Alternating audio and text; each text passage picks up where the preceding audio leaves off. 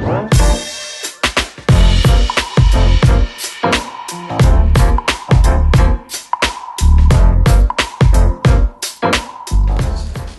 tardes, bienvenidos al Instituto de Ingeniería de la UNAM.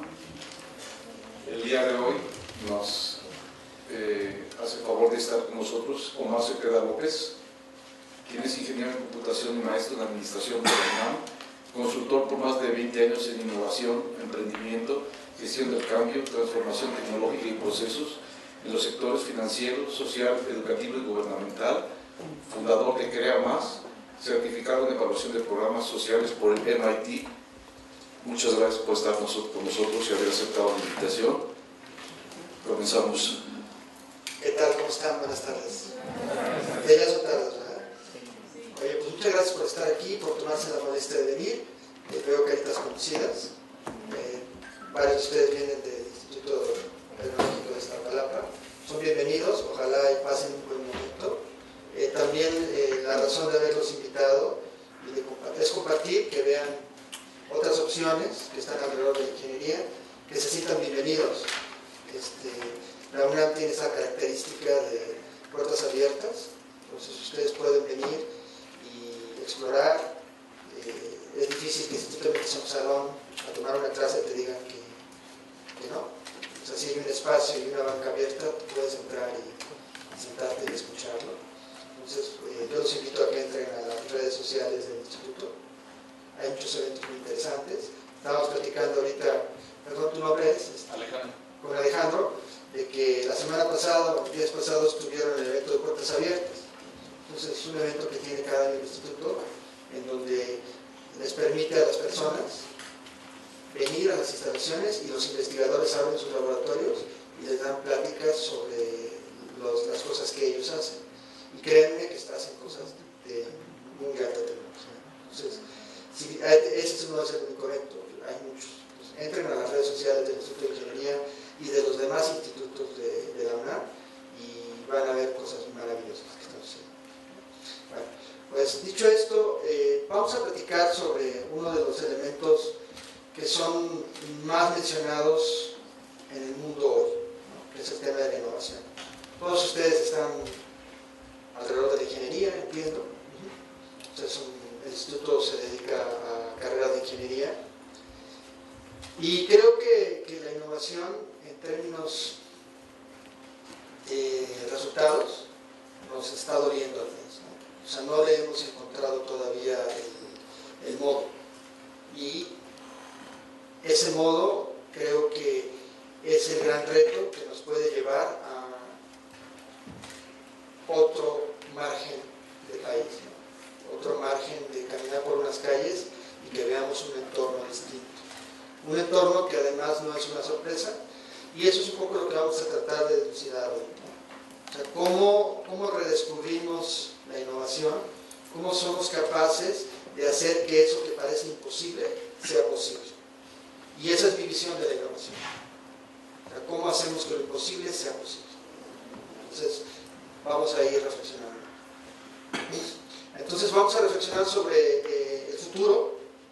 Algo que yo les he comentado en otras prácticas que hemos tenido en algún momento es, tenemos que siempre mirar hacia dónde queremos recorrer el camino, ¿no? Eso es una reflexión muy importante.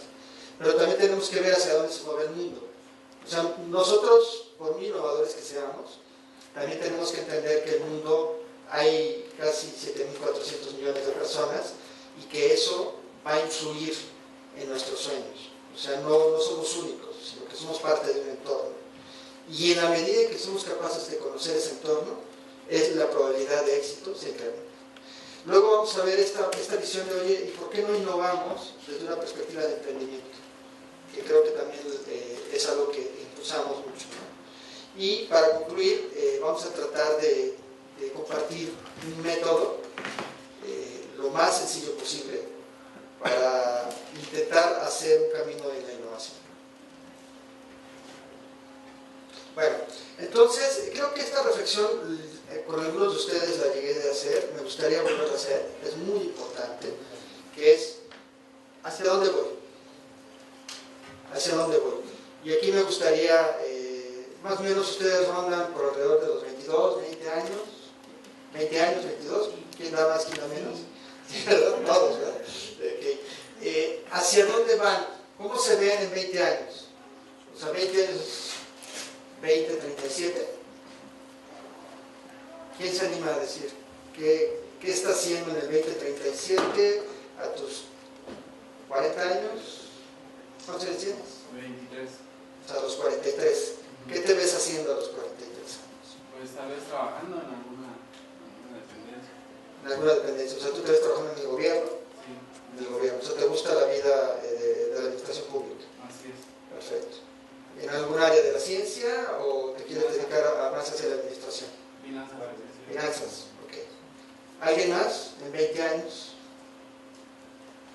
¿Cómo va a ser el mundo en el 2037, 2040? ¿Cómo es ese mundo? ¿Cómo lo estamos viendo? ¿Quién se anima? Sí. Bueno, ya, como sé, compañeros, trabajar en una dependencia del gobierno y tal vez como un tipo de emprendimiento en algún negocio. Ok. ¿De base tecnológica o más tradicional? ¿Cómo te gustaría? Me gustaría que fuera de manera tecnológica. Perfecto. Perfecto.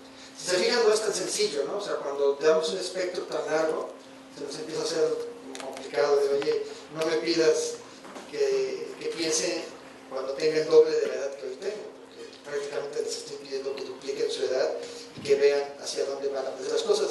Pero vamos a hacerlo más sencillo. ¿Qué pasa si nos vemos aquí a 5 años? En el 2023, 2022. ¿Qué dices? ¿Qué estás haciendo dentro de 5 años? Me parece que, bueno, yo tengo mis planes de empezar y emprender mi propio negocio. Mi sueño es realizar mis proyectos a nivel nacional e internacionalmente.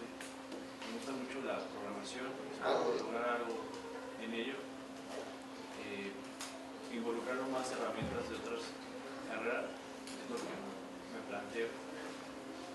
En cuestión de robótica me gusta mucho. Es lo que más o menos. Y bueno, yo veo hacia el mundo, ¿no? Que hace eso, hacia ese punto vamos. Un mundo globalizado donde va a haber la robótica, la informática va a ser muy, va a depender de la humanidad. Más bien la humanidad va a depender. ¿Sabías tú que cada año se hacen concursos mundiales de robótica? Que cada año las reglas cambian. O sea, los concursos de robótica están llevando, ahorita no tengo la fecha exacta, pero ya tienen una fecha en la cual están esperando que en esos concursos los robots prácticamente tengan una caracterización humana. O sea, al principio los pies de los robots eran muy grandotes y cada vez les van disminuyendo la capacidad de que hasta que el pie sea prácticamente muy parecido a un pie humano. Tenían códigos de colores para lograr que sean guías de los robots, y ahora ya esos códigos de colores se están quitando para que los robots sean capaces de identificar las cosas ya con inteligencia artificial. Entonces yo te invito, a México no le ha ido mal en este terreno, no le ha ido mal en los últimos años. O sea, se está demostrando que nosotros como cultura tenemos una caracterización asociada a la tecnología muy alta. O sea, se nos da bien la tecnología. O sea, y no solo el área de la programación, sino en general la ciencia, como que algo tenemos que se nos da, y se está viendo que algo pasó, ¿no? Hubo un rompimiento, que se nos quitó la pena y empezamos a despuntar, y está sucediendo y se está multiplicando. No sé si te has enterado, ¿no? Quizás hace falta un poco más de mayor financiamiento por parte de nuestro gobierno, porque por algo existe la fuga de cerebros y en otros países hay mayor aporte hacia nuestros estudiantes en ese sentido. Está muy bien. Bueno, entonces pues yo creo que esta reflexión nos va abriendo perspectivas. En el mundo de los negocios, voy a decir una frase que suena a lo mejor extraña, pero es el mundo de los negocios. Dicen que el mundo se vive 2 veces. Primero tenemos que visualizar las cosas, por eso las empresas hacen un plan estratégico, de decir, oye, voy hacia allá, y después recorremos el camino. Entonces, eso es parte de la vida humana. Si tú visualizas tu futuro, ya tú te estás de manera consciente, mentalizando, y si nos metemos más a la neurociencia, nos damos cuenta que el cuerpo humano procesa millones de sensaciones por segundo, pero esas millones de sensaciones, el 99.999 se va al inconsciente y un porcentaje muy pequeñito se queda en el consciente.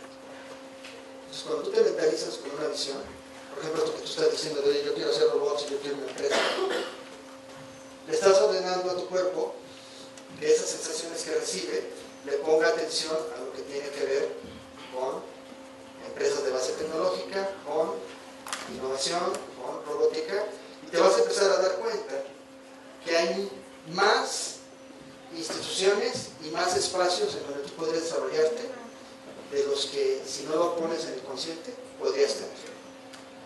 ¿Sí? Entonces, eso también hay que buscarle, y quizás nos vamos a dar cuenta que sí hay oportunidades, ¿no? Es claro que no podemos competir con el presupuesto de los Estados Unidos. Los Estados Unidos, para las pequeñas y medianas empresas, la Small Business Administration, la administración de Obama, les llegó a dar un presupuesto de $100,000 millones al año. El presupuesto más grande que ha tenido el Fondo PYME en México ha sido alrededor de $1,000 millones. Entonces, como nos podemos dar cuenta, tenemos ahí una brecha, ¿no? Entonces, como quien dice, tenemos que tener una generación que saque el pecho. Porque ese dinero que tienen los Estados Unidos, que era un país agrícola hace 200 años, pues salió del trabajo y del sacrificio de varias generaciones. Los Estados Unidos se tardaron más o menos 150 años en llegar a ser la potencia más importante del mundo. Entonces, como lo vemos, hay mucho trabajo. Entonces, ni modo, no hay dinero ahorita y quizás a nosotros nos va a tocar hacer ese esfuerzo especial, ¿no? ¿Para qué? Para que las siguientes generaciones se genere esa riqueza y haya más oportunidades, sea menos complicado. Ni modo, no se puede tener todo, no puede ser guapo y rico. Entonces, esto yo creo que estamos compartiendo la visión. La mayoría de ustedes están en el área de la ciencia y la tecnología, y les tengo una noticia, que es buena. Tomaron una buena decisión. ¿Sí? Ustedes ven que el mundo se complica, pero no es que el mundo se complique, es que el mundo se está haciendo muy distinto. O sea, el mundo ha cambiado de manera radical. O sea, ya el mundo que nos platicaban nuestros padres ya no existe. Hay que olvidarnos de él. Ese es el mundo que nos dijeron que era estable, donde las cosas no cambiaban, en donde poquito pero seguro se fue. Los gobiernos se hacen pequeños, se les acaba el dinero, ya no tienen para pagar pensiones. Si lo ven, esa idea de oye, te consigues un trabajo y te jubilas, las jubilaciones ya no están tan seguras. Incluso los países más desarrollados tienen un serio problema alrededor del tema. Es muy normal, la esperanza de vida ha crecido. Nosotros como hombres tenemos una esperanza de vida de llegar a los 75 años, y si nos cuidamos, con una buena calidad de vida. Si somos más o menos ordenados, hacemos un poco de ejercicio, nuestra alimentación es adecuada, seguramente llegaremos a los 75 años corriendo y manejando un auto, haciendo una vida muy normal, tomando un avión. No sé. Entonces, eso obviamente hace que las cosas cambien. Y en el sentido de la ciencia y la tecnología, se dice que en los próximos 10 años habrá 1 millón de empleos en déficit en toda el área de Norteamérica. O sea, México, Estados Unidos y Canadá. O sea, 1 millón de empleos sin cubrirse en los próximos 20 años. Y eso es normal porque todo se va a ir a la ciencia y a la era digital. Algunos estudiosos filósofos hablan de que se está cubriendo el gran sueño de los griegos. No sé si ustedes sepan cuál era el gran sueño de los filósofos griegos, que les molestaba mucho el trabajo manual de la humanidad. Ellos decían que la humanidad estaba hecha para cosas más trascendentes, como la ciencia, la filosofía, las artes. Pero resulta que estamos llegando a ese momento. O sea, estamos llegando a ese momento en donde la humanidad, esos trabajos habituales, hemos hablado de la robótica, y se cubre ese sueño que tienen los concursos de robótica mundiales, de que los robots lleguen a tener una interacción prácticamente humana. ¿Qué va a pasar con la gente que recoge, no sé, agrícola? ¿Qué va a pasar con la gente que recoge, a lo mejor, y lava y barre los carros en las calles? O sea, ¿qué va a pasar con todos esos trabajos que son más manuales? ¿Qué va a pasar con ellos? ¿Van a desaparecer? ¿Y dónde creen que vamos a tener empleo?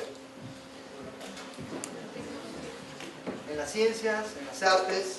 De hecho, ya no se habla de STEAM solamente, sino también ya aparece la palabra, la parte de la como cultura. ¿Sí lo ven? Entonces ya a esta frase también ya le agregan la parte de las artes, ¿no? O sea, ya como humo en inglés, ¿no? STEAM, ¿no? Aquí aparece que es el cambio que hicieron a esto, donde ya aparece la palabra artes, porque eso también es algo complejo, es algo intrínseco a la naturaleza humana. Yo quisiera dibujar bonito, pero no se me da, por eso no estoy ingeniería, porque no soy bueno dibujando, pero hay gente que dibuja y te hace sentir cosas, ¿no? O sea, que tú dices, wow, ¿no? O sea, ves los dibujos, ves los diseños, y transmiten emociones. Y eso también es algo que se puede utilizar. Entonces, yo digo, oye, está bien, yo estudio algo alrededor de la ciencia y la tecnología, pero eso es suficiente. Y además soy bueno. Fíjate que me gradué con honores en la Facultad de Ingeniería de la UNAM. Soy bueno en el tema de tecnología. Eso es suficiente. No, resulta que el 85% de las personas que están asociadas a estas carreras, incluso las carreras de negocios, el 85% de su éxito está en que tengan una buena actitud, o sea, que sean propositivos, que sepan colaborar, que tengan una motivación interna alta, o sea, que resiliencia es la palabra adecuada. Resiliencia, exactamente. Eso es algo muy importante, que no te den miedo los fracasos, que tú sepas salir adelante cuando te dicen que no. Sí, es eso, los chicos lo tenemos, cuando la primera chica nos dice que no y nos parte el corazón, lo voy a volver a entender. ¿Sí? Y luego otra de las cosas también es relacionarme positivamente con los demás. Entender que la colaboración humana es la base fundamental del éxito. Y de ahí se gesta la capacidad de trabajo en equipo. La colaboración entre redes. Colaborar con gentes que ni siquiera veo en años. Y estoy colaborando de manera activa. ¿Cómo? O sea, yo aquí puedo estar colaborando y haciendo cosas con mucha gente, y eso es lo que incrementa de manera exponencial mi probabilidad de éxito. Y eso tiene que ver con el tema que estamos viendo, ¿no? De, oye, yo quiero pensar en innovar, no puedo hacer eso, porque además no tenemos dinero, ¿verdad? O al menos no tenemos tanto dinero como tienen los norteamericanos, o tienen los japoneses, o tienen los alemanes. Entonces, algo tenemos que hacer, ¿no? Y como que la colaboración suena a algo que podríamos hacer, ¿no? De ayudarnos entre varias redes a lograr compaginar ideas, construir de manera integrada para lograr competir. Entonces, de aquí viene la reflexión. Digo, no sé si esa reflexión que voy a hacer nos vaya a gustar a los que estamos graduados, pero quiero hacerla, ¿no? Porque siento que el mundo habla, ¿no? ¿Sí? Estas son las 10 empresas más valoradas en bolsa en el mundo. ¿Qué ven en común denominador en todas? Son de tecnología. Son de tecnología, ¿verdad? Ahí está Warren Buffett, esta de aquí, que dice varios, es Warren Buffett. Aunque ustedes no lo crean, esta es de General Electric. ¿Han oído hablar de Tomás Alva Edison? Sí. Bueno, pues esa empresa hace muchos años fue la que fundó. Y obviamente ya se hizo un conglomerado muy importante y ya se llama distinto. Se llamaba distinto, pero digamos que esta es la versión morena de la empresa que fundó Tomás Alva Edison. Es muy interesante, ¿no? Entonces, como que dirías, oye, si estoy apostándole a la ciencia y la tecnología y resulta que las empresas más valoradas todas tienen que ver con ciencia y tecnología, como que podría ser la apuesta adecuada, ¿no? Sí, ahí es donde digo que el mundo habla, es muy claro, no miente, la realidad no miente, y está aquí. Pero también hay otra característica. ¿Qué tienen en común? ¿Sí, perdón? Creo que el motor de la innovación está en Estados Unidos, ¿no? Sí. El motor mundial de la innovación está en Estados Unidos. Así es, que era una gran preocupación. Había una crítica muy importante cuando decían que el dólar estaba sobrevalorado hace varios años. Y los norteamericanos decían, oigan, perdón, hacían esa reflexión, pero respeto mucho las opiniones, pero si tú ves las 100 empresas más importantes del mundo, ¿cuántas son norteamericanas? ¿No? Entonces, ¿de dónde sale el tema de sobrevalorar algo? ¿No? Porque dices, oye, a lo mejor mi valor está más allá de lo que vale los edificios que tengo. O sea, una reflexión que yo hacía es, ¿cuánto vale la capacidad de un país de colonizar otro planeta? ¿Cómo podríamos valorar eso? Y Estados Unidos está en esa guerra, ¿no? Vamos a colonizar otro planeta. ¿Cuánto vale la capacidad de una nación de colonizar otro planeta? O sea, es como decir, oye, de manera ya más pensada estamos buscando descubrir la Nueva América. La Nueva América. Y otra de las cosas, por ejemplo, ¿qué tienen en común Apple, Microsoft y Facebook? Que empezaron desde abajo. Empezaron desde abajo. Exactamente. A lo mejor ahora vemos a Microsoft como wow, pero en los 80s yo crecí con la ola de Microsoft, cuando Microsoft era micro. Y se decía que iba tras el gigante azul. Ustedes seguro no sabrán quién es el gigante azul, ¿verdad? ¿Quién era el gigante azul? ¿Alguno de ustedes sabe quién era el gigante azul? ¿Verdad? No. Era IBM. Era como el gran gigante a vencer. Era Goliat contra un chico que además se dio el lujo de no terminar la universidad. Y eso también nos dice algo, ¿no? Porque Apple, su fundador, también no terminó la universidad. Y este chico de Facebook, que hoy es un joven, menos de 30 años, no terminó la universidad. Y están haciendo alta tecnología. Eso no les dice algo. ¿Sí? ¿Pero me ibas a decir algo? ¿Qué les dice eso? De que 3 fundadores de esas grandes empresas no hayan terminado la universidad. ¿Qué opinarían ustedes de eso? ¿No? Y más aparte como que se adapta a las capacidades o a las necesidades de alguien, ¿no? De entorno social. Yo creo que es el motivo por el cual hacen ese tipo de, cuando esto les empieza a innovar, a sus necesidades de cada uno de nosotros. Sí, entonces, esa capacidad de moverte a otro ritmo, a otra velocidad, también es importante. A mí me impresionó mucho, ¿no? O sea, cuando digo, oye, todas son norteamericanas, todas son de tecnología,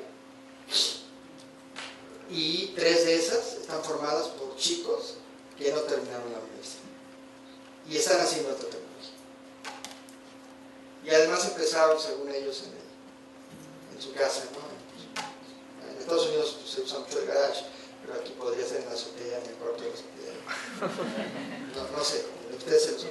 O sea, el punto es, oye, el lugar no es lo trascendente. O sea, no es lo que agrega valor. Obviamente si estamos en un lugar tan bonito y todo esto, pero bueno, esto es un trabajo de más de 50 años, ¿no? ¿Cuántos años tiene el instituto? 60. Entonces, se fijan, son décadas de trabajo, muchas generaciones que le han apostado a esto. ¿Sí? Vamos a empezar con esto. Eso es un poco la idea, ¿no? La cultura del esfuerzo. Eso también es algo que creo que a nosotros nos daría muy bien entender. O sea, yo cuando me paro aquí y decir, oye, es que esta banderita se ve padre, sí, pero fueron 150 años de trabajo. O sea, ellos no empezaron así, en Estados Unidos no existían. Eran campos, praderas, bosques, no había nada. Llegaron unos chicos, empezaron a construir cosas, se pusieron a trabajar y después de trabajar, fundaron universidades, fundaron empresas, dejaron que la gente trabajara, que mostrara sus ideas, seguramente no eran perfectos, fueron tratando de perfeccionarse en el tiempo y después vemos esto. Entonces ahí es en donde tú te traes la duda de, oye, pues como que la cultura del esfuerzo y el trabajo parece que se deja. Como que sí es positivo, ¿no? Y también es positivo mirar hacia el futuro, con optimismo. y estar dispuesto a hacer un esfuerzo adicional. Pero estar conscientes, ¿no? Esto tiene que ver un poco con el tema del dinero, que hablábamos hace rato. O sea, que estar conscientes que el presupuesto que nosotros tenemos no es comparable con el de otras naciones. Entonces tendríamos nosotros como generación que dar algo adicional. Y entonces aquí viene esta importancia de por qué innovar.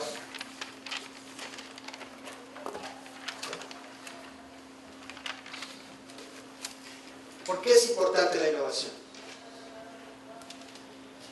¿Ustedes qué opinan? ¿Por qué considerarían que es importante la innovación? Porque la gente va cambiando y tienes que ir adaptándote a esos cambios de la sociedad. Entonces, si quieres, por ejemplo, si quieres vender, tienes que darle esa visión nueva y diferente para que no te estanques en el mismo lugar. Muy bien, muy interesante. Muy bien. ¿Otra idea? ¿Se les ocurre de por qué es importante innovar? Para llamar la atención de la gente. Para llamar la atención. Sí, o sea, nos puede hacer notorios, ¿no? Nos puede dar un punto de fama que tampoco hace daño, prestigio, podríamos llamar. ¿Algo más? Para salir de la zona de confort de lo que ya estamos adaptados a siempre. Exactamente, para salir de la zona de confort. Me voy a volver un poco técnico aquí, espero que no se aburran, no se vayan a dormir. Pero bueno, esta es la curva de la innovación. Uno de los elementos, cuando ya hablamos desde la perspectiva de negocios, en los cuales la innovación es muy importante, es en el aspecto de la creación de valor. No sé si ustedes hayan escuchado el concepto de la creación de valor. ¿Qué es la creación de valor? Sin miedo, tus propias palabras.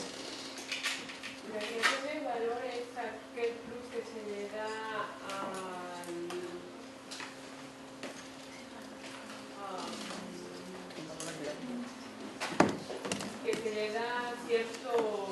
al negocio.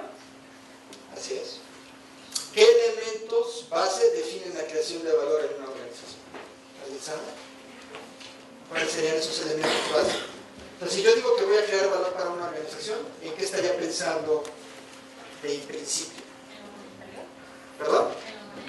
En lo monetario, incrementar las ventas, reducir los costos, incrementar las utilidades. Y desde hace ya bastantes años están los intangibles. ¿Qué elementos intangibles tenemos alrededor de la creación de valor? ¿El tiempo? Bueno, el tiempo es uno. Tú mencionabas ahorita dar notoriedad, ¿no? Y las empresas se dan notoriedad a través de su identidad. Hablamos de la marca, hablamos de la imagen, hablamos de la reputación. Por ejemplo, ¿alguno de ustedes trae algún dispositivo móvil con conexión a internet que le pregunte cuánto vale la marca de Google? ¿Ustedes tienen una idea de cuánto vale la marca de Google? Bueno, si alguno de ustedes puede hacerlo, yo sí lo sé, pero me gustaría que fuera interactiva la plática. Si pudieran ahí ver cuánto vale la marca de Google, para que se den una idea de la importancia de los intangibles como parte de la creación de valor. Entonces, eso es lo que nos habla de la innovación. ¿Estarían ustedes de acuerdo que las 10 empresas más importantes que vimos del mundo son altamente innovadoras? Entonces, están aquí. Ellos son creadores. Esto es muy padre porque tiene un beneficio alto en creación de valor, pero algo que tenemos que tener en cuenta y por lo cual a nuestra cultura le dio mucho miedo entrarle hace ya varios años, es que también puedes destruir valor. O sea, así como puedes ganar mucho, puedes perder mucho. O sea, si no eres asertivo, si no tienes una madurez suficiente, el tiempo, como esos intangibles, y el dinero que te cuesta, puede llevar a la organización a su declive. Por eso, hace muchos años no querían entrar, porque sabían que estabas arriesgando mucho. Pero decepción, resulta que si no te arriesgas, te quedas, y al final del tiempo, más tarde que antes, pero al final del tiempo, si no te metes en tema de innovación, terminas fuera de la jungla. Y eso fue lo que le pasó a México en los 70s. Ese fue el tema de esa transición, que no supieron, esos empresarios no supieron adaptarse al cambio, les dio miedo entrar a la innovación y llegaron otras empresas y en 10 años, un porcentaje muy alto de la planta industrial de la nación. Entonces, ¿qué sucede? Que tenemos que tener un conocimiento anticipado de nuevas tecnologías, tengo que tener una capacidad de liderazgo y diferenciación, y del otro lado tengo que tener cuidado porque se pueden cometer errores, esto nos puede tener un alto costo, y se requieren perfiles fuera del ámbito. ¿Sí? O sea, tengo que pensar fuera de la caja. Y ahorita vamos a reflexionar sobre eso. Pero dices, oye, se dice fácil, tengo que pensar afuera de la caja, pero ¿cómo lo hago? O sea, ¿cómo sé quién es la persona adecuada para llevarme el tema? O sea, ¿cómo distingo a una persona que toma riesgos pero no sabe perfilar a una persona que sí lo hace? Y eso es un entrenamiento de años. Ahorita lo vamos a platicar, ¿no? Entonces vemos que después vienen los primeros adaptadores, arriesgan menos, pero ganan menos. Y después vienen los seguidores, y después los que llegan tarde. Por ejemplo, aquí en los que llegan tarde podemos ver los negocios muy tradicionales, que son los negocios de consumo, ¿no? Puede ser un restaurante, puede ser una fondita, puede ser una tortillería, puede ser una tiendita, en donde dices, oye, ¿qué complicación tengo en ponerlo? Pues pequeña, ¿no? Oye, ¿qué probabilidad tengo de no tener clientes? Pues depende de dónde la pongas, pero si la pones en un buen lugar, la probabilidad de que no tengas clientes es muy pequeña. Pero ¿cuánto vas a ganar? Y eso es lo que nos pasa a nosotros. Nosotros estamos históricamente, si vemos las olas de las nuevas tecnologías, históricamente estamos aquí. Seguimos o en algunos casos llegamos tarde. A lo mejor vemos la historia. México tuvo una gran oportunidad de meterse con un gran desarrollador de electrónica en los 40, 50. Tenía gentes muy brillantes, muy brillantes. Nada pasó. Algo pasó en los empresarios y además Televisa estaba alrededor de ellos. O sea, los pudo haber impulsado y pudo haber ganado mucho dinero. Tenía a esa gente ahí, como parte de sus equipos. Ustedes no lo sabían. ¿Sí? Pudieron haberlo hecho, tenían el dinero, tenían la influencia, tenían el apoyo gubernamental. Por alguna razón no lo hicieron y la historia está escrita. Se dice fácil viendo las cosas al tiempo, ¿no? Pero bueno, hay que ver las circunstancias. Pueden haber muchas cosas. Pero de que hubo oportunidades de disputar en ciertas áreas de la ciencia en su momento con gente muy brillante. Por alguna razón no lo hizo. Entonces, ¿qué es lo que estaríamos soñando? Pues movernos hacia acá, ¿no? Sí, o sea, movernos hacia los primeros adaptadores o creadores de tecnología.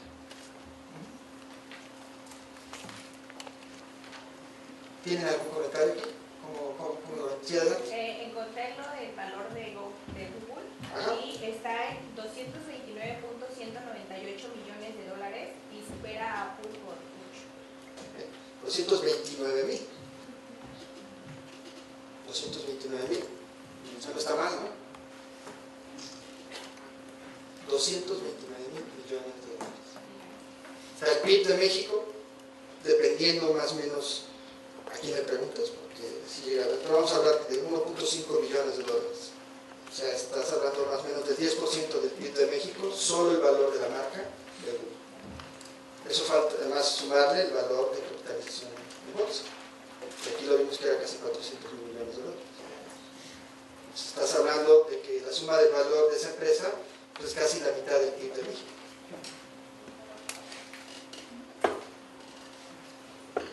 Ahí para que veamos cómo la importancia de aprender a movernos hacia acá. O sea, no es que no puedes llegar de un día para otro, yo te vamos a hablar de eso, pero sí como que vale la pena apostarle a moverte hacia. Oye, si yo ya sé que estoy aquí, la pregunta sería en esta visualización del tiempo, ¿qué tengo que hacer para en 20 años estar aquí? ¿Qué pasos tendría que seguir? ¿Cómo tendría que capacitar a mi gente? ¿Qué transformaciones culturales dentro de mi organización tengo que hacer para que eso suceda? Pero tampoco es magia, o sea, no es decir, oye, mañana vamos a ser innovadores, porque en realidad, ¿quiénes hacen la innovación? La sociedad. ¿Perdón? La sociedad. La sociedad, las personas. Entonces nosotros no somos la Matrix. O sea, no es de carga el programa y ya estoy unos segundos dando que no. Tengo que entrenar y seguramente los pasaré por distintas etapas, me van a cambiar el cinturón, me van a poner a prueba y a lo mejor en 20 años ya me sé defender. O sea, no es un camino de un día para otro.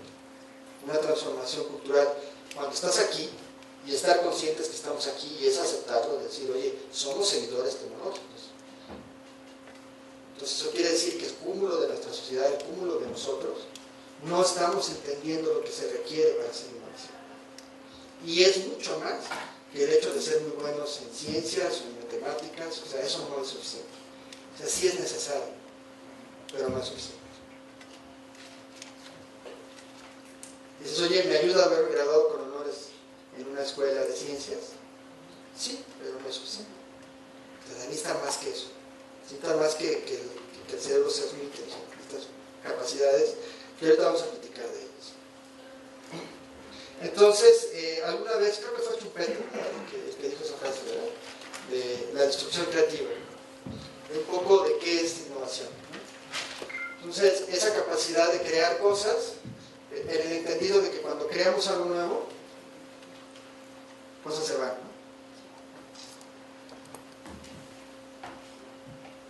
Y eso a veces nos da miedo, ¿no? De, oye, eso les pasa a las empresas, ¿no? Oye, yo sé que tengo que crear algo nuevo. Sí, pero al crear algo nuevo, yo también puedo estar destruyendo mis propios productos. Entonces, ¿qué decisión tomo?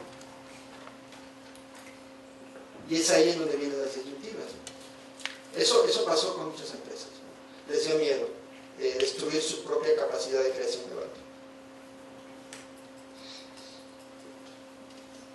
Hay distintas maneras de ver este concepto, ¿no? De qué es la innovación, dependiendo por dónde lo veas, ¿no? Algunos expertos ponen esta tipología por su naturaleza y nos sirve para ver que también la innovación es como un hermoso prisma, ¿no?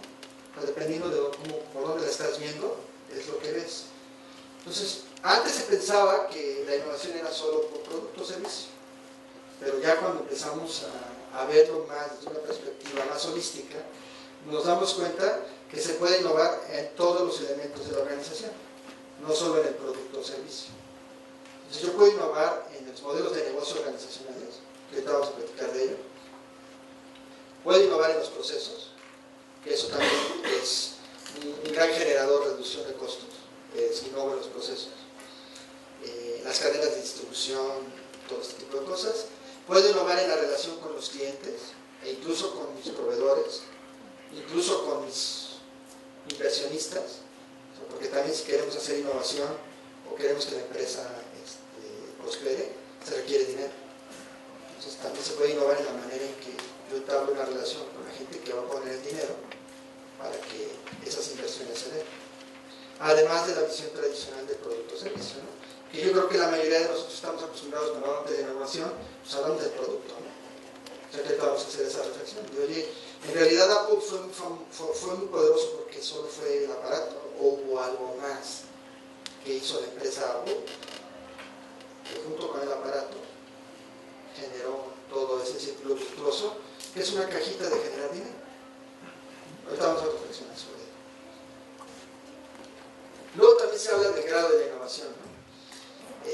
Podemos hablar de una innovación incremental, que es de bajo riesgo, o podemos hablar de una innovación disruptiva, que es de alto riesgo y que nos mueve a generar nuevos mercados. Entonces, esto también es importante porque en la medida en que me muevo hacia acá, el riesgo no solo en temas de la tecnología, sino en que estás entrando en elementos sociales que no sabes cómo va a reaccionar tus mercados, tus consumidores, ¿no? Un poco lo que hizo Facebook. Él tenía la ventaja de que estaba realmente luchando. Entonces, era prácticamente como su... No tenía nada que perder. No tenía nada que perder. Solo ganar. Exactamente. O dejarlo así. Exactamente. ¿Cuántos años tenía? 22, 23 años cuando empezó con el proyecto. O sea, no tenía nada que perder. Y de repente pues, se ganó y entró una empresa. Exactamente. Yo sé. Quizás sería interesante para los muchachos que nos transmitieras un poco tu entendimiento sobre la innovación incremental a diferencia de la disrupción. Ahorita, en la siguiente lámina voy a entrar un poco en eso. Es en el ámbito del tiempo también. O sea, cuando me voy yo moviendo en temas de una innovación incremental, hablamos de un bajo riesgo y seguramente estoy entrando en mercados que yo ya conozco, con ciertas adaptaciones para tecnologías que yo ya tengo. Y creo que en esta lámina lo podemos ver, ¿sí?, en el horizonte del tiempo. Yo puedo hablar de un tiempo largo cuando hablo de estas nuevas tecnologías y nuevos mercados. Y estas mejoras, cuando yo hablo de tecnologías que yo ya tengo, ¿sí?, tecnologías que yo ya tengo y que estamos atendiendo mercados existentes, en donde yo, conforme me quiero hacer más disruptivo, me muevo hacia la derecha, veo que tengo que explorar nuevos mercados con nuevas tecnologías. Entonces, ¿esto qué va a requerir? Más tiempo y más inversión. Entonces, esto puede ser riesgoso. Y conocimiento, claro. Si yo estoy intentando hacer nuevas tecnologías, esto seguramente va a requerir nuevas capacidades. Exactamente.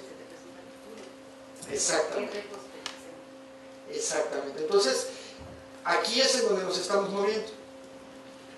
Nosotros podemos estar aquí bien, pero si nosotros no buscamos una fórmula, ya estoy hablando de una organización más madura, ¿no? Quizás no estoy hablando de un emprendimiento, no es lo mismo, ¿no?, hablar de una organización más madura que de un emprendimiento nuevo, ¿no? Pero hablando de una organización más madura, seguramente tu portafolio de inversión tiene que estar en los 3 elementos. Tienes que invertir un porcentaje a esto, un porcentaje a esto y un porcentaje a esto. O sea, estarle apostando a los 3. Sí, ¿tú sientes que sí contesté la pregunta? ¿Sí? No, yo no. Bueno, está bien. Sí. ¿Cómo lo ven? Se pone interesante, ¿verdad? Y si se fijan, estoy viendo la innovación solo desde la perspectiva estratégica. No hemos entrado a operar la innovación de cómo le hago para el movimiento. Esto estamos viendo ahorita la innovación desde una perspectiva estratégica, ¿no? De cómo le entro a esto para ya después pasar al laboratorio y empezar a trabajar sobre ese desarrollo de la tecnología, sobre ese nuevo producto, sobre ese nuevo proceso. ¿Sí? Entonces, a mí me gustaría que ustedes, con esta visión, vamos a revisar el caso que a lo mejor es muy conocido de Apple. Todos conocen un aparatito de Apple. Ustedes, por ejemplo, Apple, ¿qué pensarían en cuanto a qué tipo de innovación hizo Apple? De organización, de procesos. Todos. Realmente, la revolución que hizo este señor cuando regresó a Apple, su visión fue muy importante. Esta tecnología no existía. De hecho, estaba el iPod, y por ahí estaban las cámaras digitales, y por el otro lado estaba el celular, ¿no? Entonces, un día se sentó con sus ingenieros y les dijo: a ver, señores, necesito que esto y esto esté junto en un aparato. Y que además sea bonito, y que sea delgado, y los ingenieros le dijeron: es que esa tecnología no existe. Y él dijo: bueno, pues es que eso ya lo sé, pero para eso les pago. Pero no les dejó chamba solo a ellos, sino que inmediatamente se fue a negociar. ¿Con quiénes creen que se fue a negociar? Con los distribuidores de música, con los distribuidores de contenidos, para poder fundamentar la Apple Store, que es una maquinita de generar dinero. ¿Estás de acuerdo? O sea, todo el que tenemos un aparatito de estos, podemos amarlo, pero de repente cuando aparece el Apple Store dices: oye, ya me caías bien, ¿no? Me perdiste mi cariño, pero como ya me tienes, le das al botoncito verde y Apple lo hace. Es una maquinita. O sea, no ganan dinero solo con un aparato que no es barato, que tiene cautivado al mercado, sino que su modelo de negocios, sus procesos y esa relación con los inversionistas y con los clientes es muy dinámica. Entonces nos tienen agarrados de muchos lados. Ganan por la marca, ganan cada vez que tú instalas una app, ellos ganan, y ganan por la venta de esto. Es un negocio Y además estos aparatos solo se conectan con aparatos de ellos, ¿no? ¿Ya? ¿Sí es cierto? Entonces, si lo ven, este hombre hizo sufrir a sus ingenieros, pero él también se puso retos. Simplemente estoy haciendo chamba. Y convenció a las disqueras, o sea, hizo cosas que no se veían. O sea, antes de él, nadie pensaba que te iban a vender las canciones individualmente. Se rompió un paradigma y convenció a las disqueras. Y ahora ya puedes comprar aquí canciones. Para eso lo vemos muy común hoy, pero hace 15 años, 10 años, eso no era tan sencillo de visualizar. Entonces, como lo ven, esto es una visión mucho más amplia de lo tradicional de la innovación. Entonces volvemos a lo mismo. Oye, y voy a estar insistiendo mucho en esa reflexión, ¿es suficiente con que yo sea un buen biólogo o un buen químico? No, ¿verdad? Se necesita algo más. Se necesita un equipo, porque también es imposible que yo sea un buen diseñador, y un buen biólogo, y un buen químico, y un buen administrador, y un buen financiero. Entonces, Sport Billy, existe una caricatura que a lo mejor ustedes ni conocen, ¿verdad? No sé quién era Sport Billy. Un chico que era bueno para todos los deportes. Pero eso en la realidad es muy complicado. Entonces necesitamos un equipo. Acá, como dicen, oye, tú eres bueno en la electrónica, pues dedícate a la electrónica. Tú eres muy bueno en las relaciones con inversionistas, oye, pues ven, acompáñenme a convencer a los de la disquera a que firmen, ¿no? ¿Qué argumentos les vamos a dar para que firmen y que acepten que las canciones se vendan por minutos? Porque además ellos eran grandes, tenían grande capital. Entonces, es por eso que se dice que no es solo la tecnología, y eso también es algo que se fijan, estoy poniendo mucho énfasis, ¿no? O sea, es importante saber de tecnología, pero que tengamos claro que para hacer innovación no es suficiente que seamos buenos en tecnología.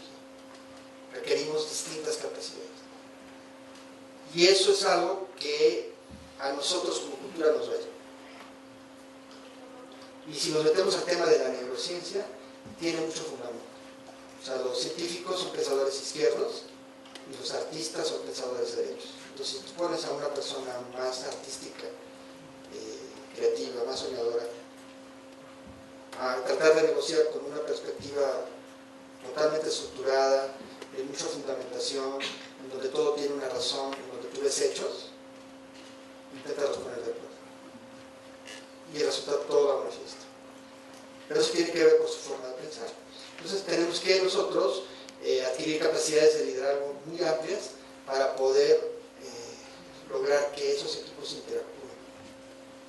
Entonces, si ustedes quieren emprender un negocio, tendrán que tener esa magia para poner de acuerdo a ambas partes, a ambas mentes, porque cada uno tiene su visión de lo correcto, pero lo necesitamos a los dos.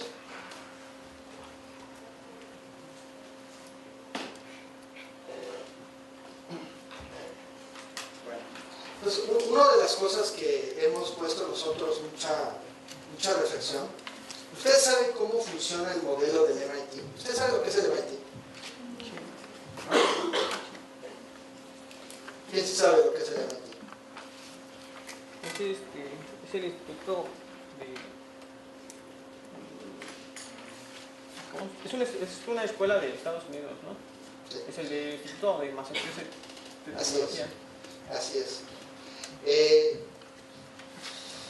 Para que sea una referencia, entiendo que dentro de los equipos de los fundadores de esa universidad están Kodak y están Edison. Entonces ellos fundaron esa universidad para tratar de hacer que la vida de los nuevos investigadores científicos no fuera tan pesada. Porque según ellos dicen en sus memorias, Edison, Kodak y toda esa generación del 1900, en realidad les costó trabajo. O sea, los hicieron sufrir mucho. O sea, para ellos fue muy difícil trascender. Tuvieron que hacer mucho sacrificio. ¿Qué sucede? Que son una universidad relativamente pequeña, tendrán alrededor de 25,000 alumnos y tienen un cuerpo de emprendimiento de más de 30,000 alumnos. O sea, tienen un club una red de emprendimiento de 30,000 y tienen alumnos inscritos 20, 25. y además tienen una economía, un valor económico. O sea, si tú sumas las ventas de todas las empresas de sus emprendedores, son la economía número 10 del mundo. Y si se fijan, no hacen mucho ruido, porque nosotros cuando hablamos de emprendimiento hablamos de Silicon Valley, ¿no? Porque yo creo que todos ustedes ya han escuchado hablar de Silicon Valley, ¿no? ¿Sí? ¿Quién se ha escuchado hablar de Silicon Valley? Un poco de lo que sucede en toda esa zona que es como el clímax del emprendimiento. Pero de esta zona de Boston, de los Estados Unidos, no se habla tanto. Y sin embargo, si tú lo ves en poderío de sus empresas, es mucho más poderosa la zona de Boston, pero son mucho más discretos. Entonces, ¿qué sucede cuando tú te pones a revisar eso? A mí eso es algo que a mí me impactó, ¿no? O sea, como una universidad no tan grande, con 25,000 alumnos, yo creo que a lo mejor en nuestra escuela 2 facultades juntan 25,000 alumnos, o sea, ¿cómo llega a tener tanto poder? Entonces ellos lo que hicieron es hacer todo un ecosistema de emprendimiento muy poderoso, en donde tienen 3 grandes grupos. Tienen el grupo de los científicos, esas mentes brillantes, que generan ideas, que investigan, como dicen, que se queman las pestañas. Luego tienen un grupo de integradores. O sea, cuando tú haces un proceso tecnológico, la tecnología por sí sola normalmente no sirve para algo.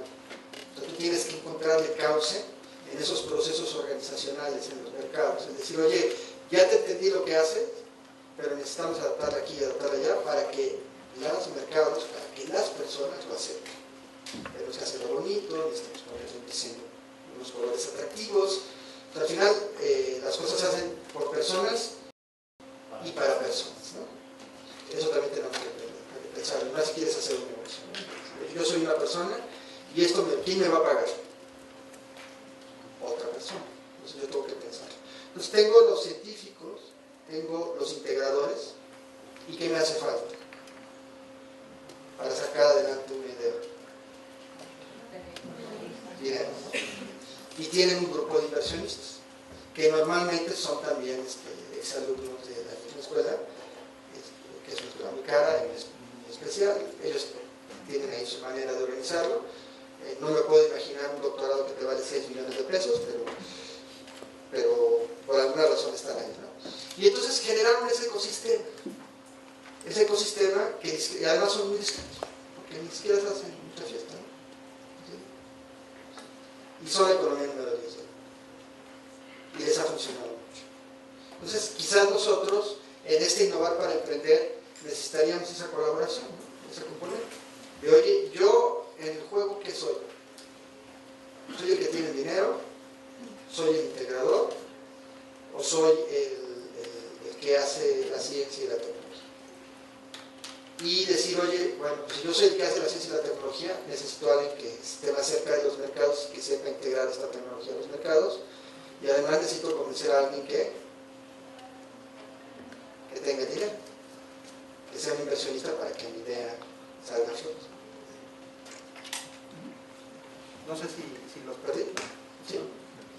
Bueno, pues vamos a ver. ¿Ustedes saben quién es este señor?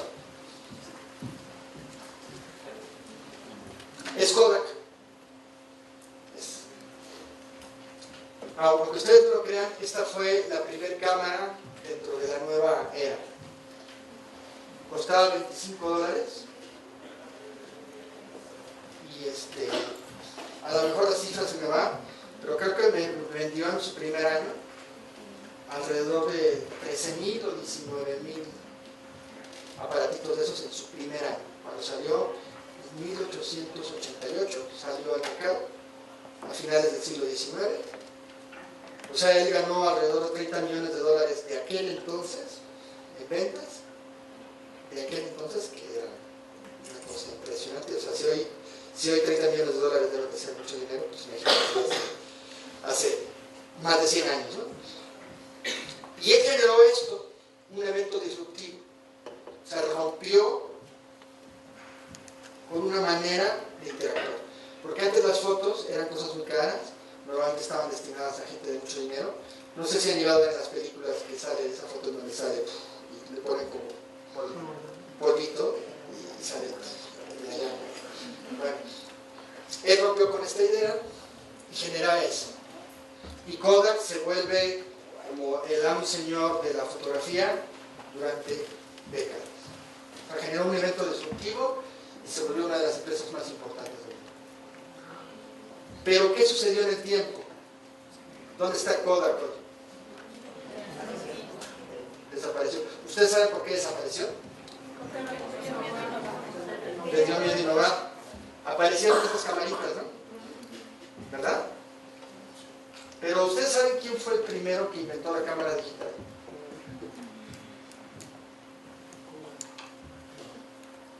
¿Quién se imagina que fue el primero que inventó la cámara digital? ¿Eh? ¿No? Fueron ellos. En los 70s. En los 70s, científicos de Kodak inventaron, diseñaron la primera cámara digital. ¿Qué pasó? No creyeron.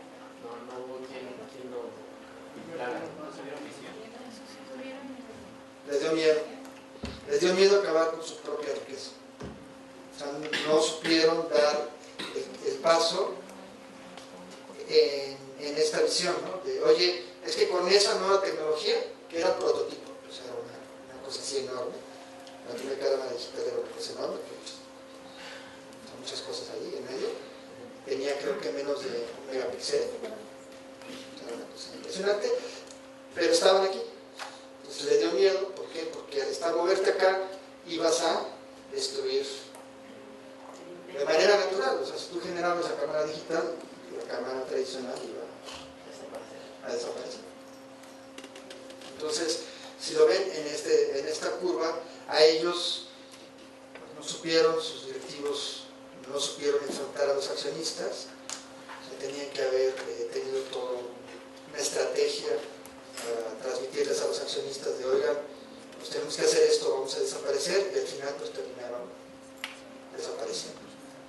Entonces surge este nuevo elemento, que si lo vemos este nuevo elemento, es posible que también estemos viviendo como que sus últimos momentos, ¿no? Estas cámaras ya no se ven tanto, ¿no? Se ven más este tipo de aparatos, que además ya llegan algunos a tener 20 megapíxeles, lo cual, pues, imagínate con 20 megapíxeles, pues es una calidad impresionante. Entonces, esto es lo que buscamos con la innovación. Si se fijan, cuando yo hablo de este mercado, estamos hablando de un evento disruptivo, un nuevo mercado, y que además crea valor, no solo en términos de dinero, sino toda una forma de vida. O sea, la cámara se volvió ya parte natural de la vida de un ser humano. Que ya no nos vemos fácilmente sin una cámara, ¿no? ¿Sí? Sí voy bien el tipo. Entonces lo vemos más allá. Otro evento disruptivo más o menos por esas fechas, un poquito más hacia el siglo XX, a principios del siglo XX, en los 1900, 1908 por ahí, es la aparición de este carro. ¿Ustedes saben qué es este carro? Un Ford, es el modelo T. Si se fijan, las llantas parecen de carreta, ¿no? Pero estaban hechas así porque no había caminos. O sea, no, al menos no los caminos como los conocemos hoy pavimentados. Eran caminos, había caminos, pero eran de terracería. Este modelo T vendió en su historia arriba de 15 millones de euros. Pues ya se imaginará el poderío que tenía Ford en su momento como empresa, como conglomerado. Esto fue un evento disruptivo, ¿están de acuerdo? O sea, rompió con esta velocidad. Es más, es muy curioso ver cómo uno no se acostumbra a lo nuevo. Y hay estudios médicos. Cuando empezaron a salir los carros que superaban la velocidad de los trenes y de los caballos, hubo estudios médicos que fundamentaban que el cuerpo humano no estaba preparado para esas velocidades y que iba a causar una catástrofe mundial. Es en serio, sí existen esos estudios y gente que fundamentaba eso. Y además, no cualquier persona, era gente que su ramo tenía mucho reconocimiento. Pero, ¿qué diferencia ven entre el planteamiento que está aquí y el que estoy poniendo aquí? ¿Qué nos falta en esta ecuación? ¿Qué se imaginan que está faltando en esta ecuación? ¿Qué diferencia ven de aquí a acá?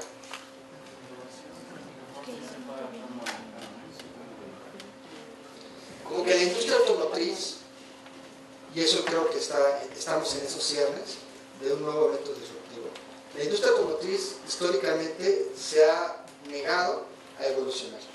O sea, se ha negado a dejar el motor tradicional de combustibles fósiles.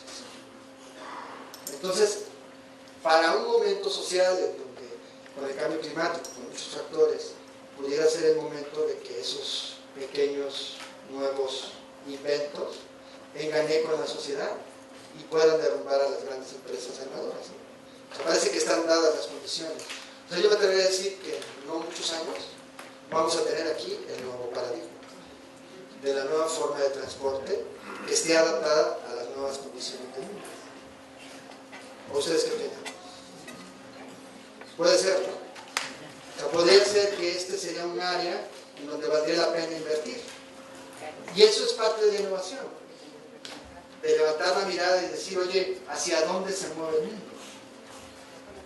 Bueno, es que me voltearon a ver con cara así de, está muy loco lo que estoy diciendo, ¿no? Entonces podría ser aquí un área de investigación, en donde como que se siente ese cambio, como que no solo se siente, como que es necesario. Una nueva forma de transporte que vaya más allá de los motores tradicionales de combustión interna. Ahora, ¿qué dices? Así es. Entonces, por eso lo puse. Creo que por aquí va a haber un cambio disruptivo y siento que ya está se siente, ¿no? en el ambiente, ¿no? Que ahí lo tienen. Y eso puede cambiar la fotografía mundial de la industria automotriz. Adelante. Pero en esta cuestión de lo que es transporte, yo pienso que es algo difícil por intereses, digamos, de gobierno o demás, ¿no? Porque ya existen carros, digamos, eléctricos, con paneles solares, se cargan con batería y cosas así, pero no son apoyados. Y esto yo lo que pienso ha de ser por el negocio, tras el petróleo, tras las grandes empresas pues, automotrices, ¿no? Tal vez pueda que ya exista la tecnología, pero no la apoyan por fines económicos. Claro, pero eso es parte de la innovación. Por eso decíamos que a veces la innovación no debemos de ver solo el producto, sino a veces yo tengo que saber tratar al entorno, y dentro de ese entorno están, voy a utilizar una palabra que se usa en el ámbito de negocio, se llama stakeholders, que no es una traducción literal al español, pero es como la gente que le da soporte a la empresa, y la sociedad está dentro de ellos. Entonces, si tú logras plantearlo de una perspectiva en donde te ganes el cariño o el afecto o el apapacho de una sociedad, es muy probable que tengas éxito, aún a pesar de esos intereses. Es ahí donde se da la innovación. O sea, no es solo el producto o servicio, que es un poco, yo creo que eso que tú estás diciendo es cierto, está ahí, lo vemos, pero precisamente es ahí donde están las oportunidades, ¿no? No solo en el producto o servicio, sino de, oye, ¿y cómo me vendo? ¿Cómo convenzo? ¿Cómo me gano a los proveedores si no tengo dinero? Los inversionistas. Con esos otros que están. Exacto. Porque ese es el otro problema, ¿no? Que también ellos se sienten amenazados. Entonces no permiten, y a veces son capaces de hacer elucubraciones, hasta mandar matar a esas personas. No entran en el mercado. Exactamente, pero precisamente es ahí en donde está la innovación, está la innovación. O sea, no solo en el producto o servicio, sino de, oye, si yo sé que están esos actores ahí, que son reales, ¿cómo le hago para darle la vuelta? No es sencillo, ¿verdad? Pero es un mercado que vale miles de millones de dólares en el mundo. Por eso es lo que tú dices. Pero la oportunidad, entonces, ¿de qué tamaño es? También al intentar sobresalir te enfrentas a todo, digamos, a todo el mundo, ¿no? A todos los países. ¿Quién dijo que aprender era fácil? ¿Quién dijo que innovar era fácil? No hemos dicho eso, ¿eh? Estamos como diciendo, oye, fácil no está, así como truchado no está. O sea, no es pararme en la esquina y decir, oye, pues sirve 3 por salsa verde. Es un poco más complicado. Sí, es aprender, ¿no? Es mala. Ir sorteando las cosas. Porque todos los días se presentan estas cosas. Sí, es tener una inteligencia social también. Tienes que ser socialmente inteligente. Entonces, por eso mismo, se fijan, he puesto mucho esta reflexión sobre la mesa. ¿Por qué no basta ser ingeniero o doctor?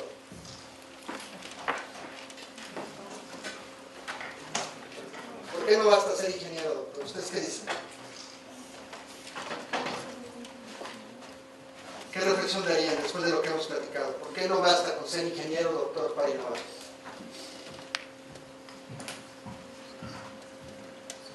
Inclusive para poder hacer algo necesita tener el conocimiento, sí, pero para poder hacer algo físico, tangible, necesita de varias mentes.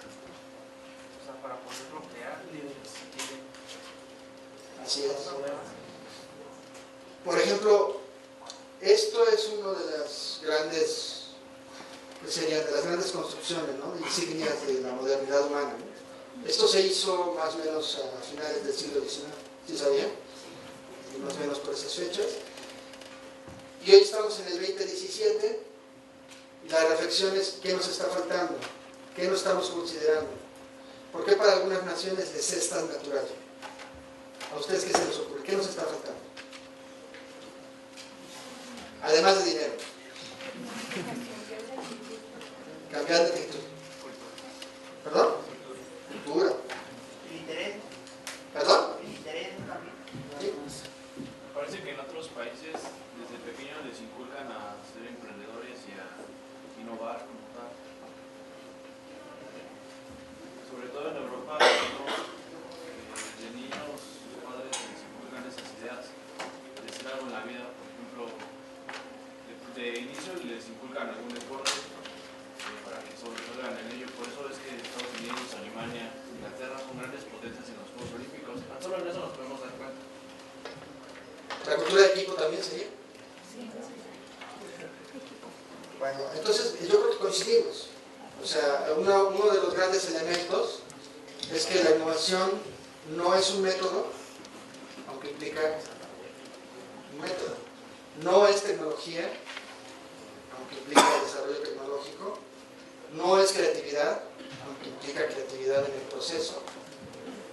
Entonces realmente nos damos cuenta que es una forma de interactuar humana. Es una cultura. O sea, nosotros necesitamos saber construir la cultura de la innovación, como tú decías, ¿no? Eso, o sea, no es el decir, oye, yo les explico cómo es los 25 o 40 o 50 metodologías que ya se inventaron para hacer innovación y ya la gente se va a volver innovadora. Aunque sí necesitamos saber esos métodos. ¿Cómo se construye una cultura? ¿Por dónde comenzamos para construir una cultura? Pues entender un poco el entorno social, ¿no?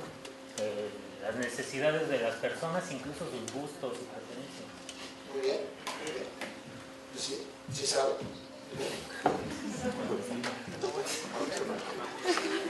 Entonces, uno de los grandes puntos es hacer un diagnóstico, ¿no? O sea, saber en dónde estamos parados, ¿no? O sea, ¿cuál es mi punto de partida? ¿Cuál es mi línea base? Se le llama desde el punto de la investigación, ¿no? O sea, necesito generar una línea base. ¿Para qué? Para hacer comparaciones. Y esa línea base la generamos haciéndonos grandes preguntas. Primera gran pregunta es, y es un diagnóstico interno desde la perspectiva cultural. ¿Están interesados en cambiar las cosas? O sea, nuestra cultura, nuestra organización, nuestra empresa está interesada en cambiar las cosas. Y ya vendrán las respuestas. ¿Se valora el pensamiento creativo? O sea, si ahorita llega un chico de 18 años y me dice, vamos a aventarnos de la azotea de ingeniería y yo ya aventé una capa que vuela. Y ya saben que sí hay capas que vuelan, porque ya las vieron, seguro que ya las vieron en Facebook. Pues eso sí existe, o sea, no es una locura, alguien hizo y sabía entender. Y no, ¿sí las viste? ¿Sí las has visto? Son reales. ¿No las has visto? No, bueno, yo sabía que iba a generar risa, pero sí existen, o sea, alguien las hizo, por eso lo estoy diciendo. Son como de murciélagos, son como de está padre, está puro. Pero como que me daría miedo, ¿no? Decir, oye, ¿y si nos vamos a aventar? No, yo creo que no.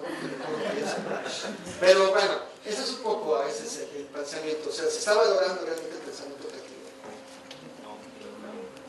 castiga el error? Sí. ¿Las personas prefieren mantener las mismas formas que cambiar? ¿Cuántos permisos se requieren para probar una nueva idea? ¿Se respetan los autores de las ideas? ¿No se roban las ideas? No, eso no se da. Las personas sienten que es mejor hacer lo que se espera de ellas. O sea, yo tengo que hacer lo que siempre esperan de mí y no salirme de esa línea. Entonces, ¿ustedes cómo sienten ese primer diagnóstico? Como que hay mucho trabajo por delante. Entonces, pero eso nos da una buena idea. O sea, al final, uno de los grandes temas desde la perspectiva metodológica, que creo que, no sé si sus profesores se los han compartido, es la diferencia entre ser empírico y ser metodológico no es que uno sea mejor que el otro. Lo que pasa es que el empirismo se basa en tu propia experiencia y solo te nutres de tu propia experiencia. Cuando nos transformamos en metodológicos, estamos escuchando continuamente lo que está pasando. Entonces nos damos cuenta que puedo hacer las cosas de manera distinta y eso me hace ir mucho más rápido. O sea, hay gente empírica que, basada en su experiencia, que es muy buena, pero normalmente las culturas más metodológicas son las que tienen más éxito, porque se nutren del conocimiento universal. Están continuamente viendo, oye, ¿y a ver cómo lo hiciste? Ay, oye, pues mira, pues yo lo puedo hacer, oye, pero tú creaste esto, sí, pero tú estás teniendo mejores resultados, porque no lo voy a implementar. ¿Cuál es el problema? Pero es que tú eres el autor de esto, ¿no? Me interesa seguir compitiendo. Entonces, esto sería un primer diagnóstico, ¿no? Es saber en dónde estamos parados y de aquí ya se tirarían muchas acciones concretas. Donde seguramente aquí ya nos movemos más en el campo de actitudes, de paradigmas, de miedos, porque muchas veces las personas tenemos miedo. Es decir, oye, ¿por qué voy a apoyar a este chavito de 18 años? Me va a quitar mi trabajo. Pero ¿qué pasa si nos vemos más allá de lo que puede crecer una organización? Como lo hizo el MT. Si oye, pues tengo 10 lugares, pero ¿crees que mi red afuera tiene 50.000? O sea, yo internamente tengo 10 lugares, pero afuera tengo la capacidad de colocar gente 50.000. Esos 50.000 me dan para más de los empleos que yo puedo generar. Entonces, eso me da la capacidad de impulsar. Y eso es lo que están haciendo continuamente, impulsando nuevos genios, o sea, están generando todo el dinero del mundo y además calladito, ¿no? Como dirían calladito, me veo más bonito, ¿no? Entonces, ¿qué podemos hacer? De entrada es hacer un plan de gestión del cambio. ¿Ustedes han escuchado hablar de la gestión del cambio? ¿No? Del change management. Es un tema que se lo recomiendo mucho. Si quieren ser emprendedores, lo voy a apuntar aquí. Es la gestión del cambio.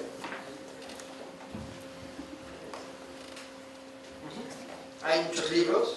El modelo de Kotter, que es uno de los más exitosos, que es el gas que en el lejano 1995.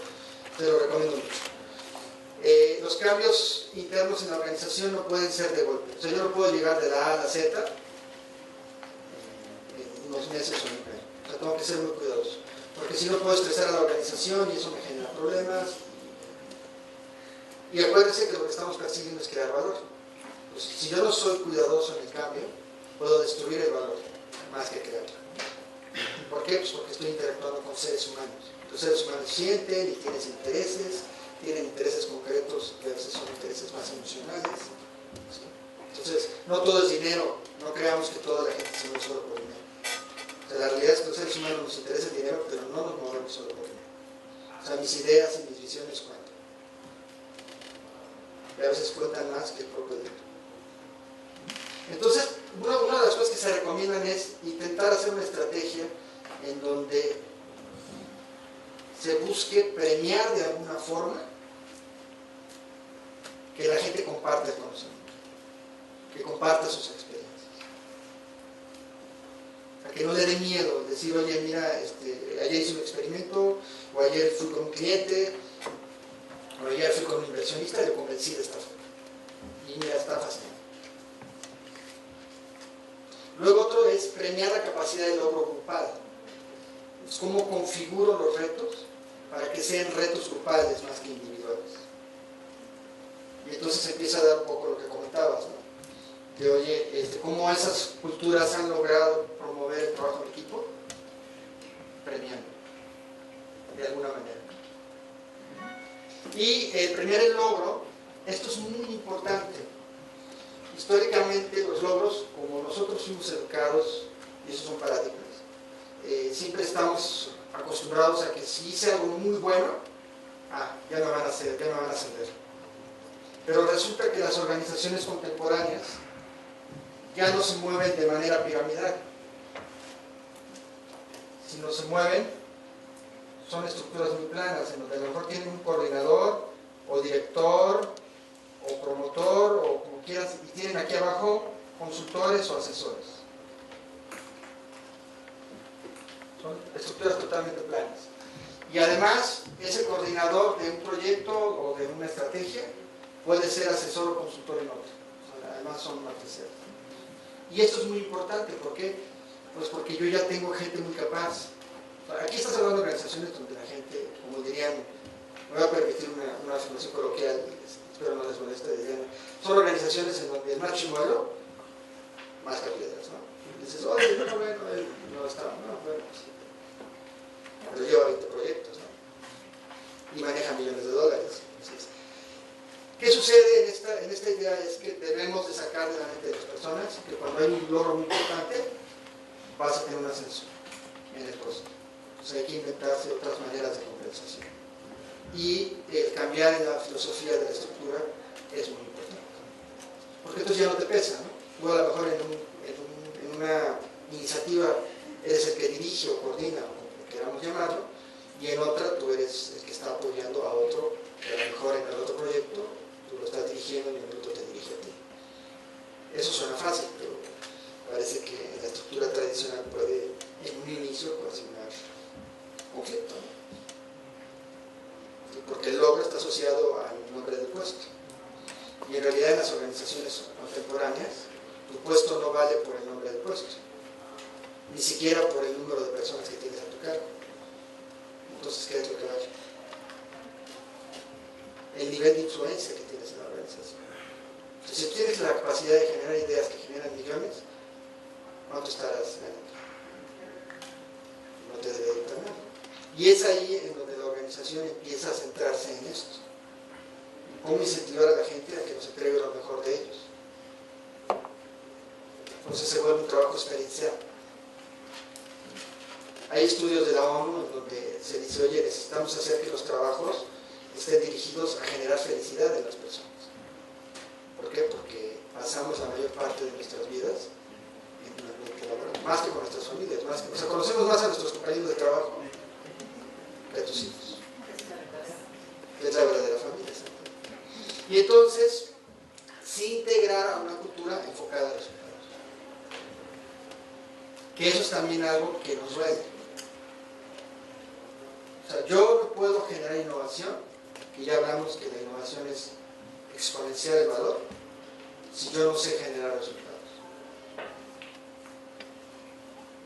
O sea, si yo estoy acostumbrado a trabajar mucho tiempo, pero que ese trabajo no se pueda medir y poder medir el resultado o el valor que estás agregando a la organización, y eso me duele, va a ser muy complicado que yo, cuando haga iniciativas que busquen la innovación, genere valor de manera exponencial. Porque mi gente no sabe qué es. Entonces, si lo ven, el camino es largo, ¿no? O sea, es mucho más que estudiar mucho más que saber a lo mejor 5 lenguajes de programación, saber, no sé, técnicas avanzadas, aunque necesitamos eso. Adelante, por favor. Hace unos 5 años para acá se está manejando el concepto de crear laboratorios de ideas con objeto de que los participantes en una tormenta de ideas dejen y den rienda suelta a aquellas ideas que pudieran hacer mejoras o innovar o crear de cero procesos, productos, actividades internas a la organización que son muy motivantes. Y en el grupo participan no solamente colegas, sino también diferentes estratos, ¿verdad? Desde personas que están en un nivel de apoyo a los servicios de la institución o de la empresa o funcionarios ejecutivos, ¿verdad? Entonces estos laboratorios de ideas ayudan mucho a generar y a promover la innovación, no solamente en la organización, sino también en los grupos en los cuales se están conjuntando. Sí, sí, sí. Y eso habla de una colaboración, de una madurez, ¿no? O sea, porque necesitamos tener un nivel de madurez y de haber vencido muchos miedos, por ejemplo, a lo mejor para invitar a mis proveedores. ¿Por qué no invito a mis mejores proveedores a que me aporten ideas sobre las cosas que podemos hacer, ¿no? Y eso genera a veces miedo, ¿no? Es decir, oye, yo soy el director general, me voy a arriesgar a ir a la reunión y que a lo mejor uno de los becarios tenga una mejor idea que yo. Entonces ahí es en donde vemos la parte más de los seres humanos o personas que nos podemos tener ciertos miedos, ¿no? Asociados a ciertas cosas, ¿no? A lo mejor yo soy admin y de repente un chico de preparatoria que es el hijo de alguno de los amigos tiene una idea wow y va en contra de lo que yo he estado defendiendo en los últimos años.